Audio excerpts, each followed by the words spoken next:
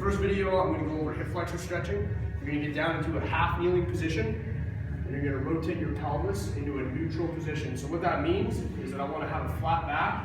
If I can imagine my pelvis is a bucket of water, where a lot of us will want to be is tip forward with all that water pouring out the front. What you want to do is pull it back so it's sitting nice and flat. So you can see here my back's in a flat position. Okay, so I'm feeling my hip flexor stretch. I'm not in a ton of lower back extension. I'm not super deep down into the stretch. I can get there, but if I want to isolate my hip flexors, I want to get back into that posterior tilt, flat back, and you should feel a pretty pronounced stretch right into the front of your hip, right in the hip flexor.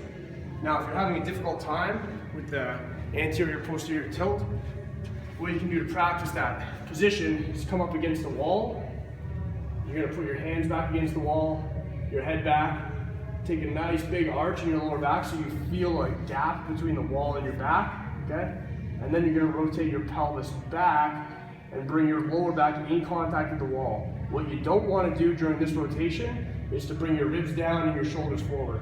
Your head, your upper back, and then your lower back should all be in contact with the wall. So the only thing that's moving is my pelvis. It's going through anterior tilt when I have that big gap, and I'm pulling myself into posterior tilt. So when I'm doing my hip flexor stretch, if I want to isolate my hip flexors, I need to be in posterior tilt, okay? Once you're starting to feel comfortable with that half kneeling position, in posterior tilt, then we can start to add a ball, a couch, a bench to this stretch. So you can put your back foot up on a ball. I'm going to rotate back, make sure I'm in posterior tilt.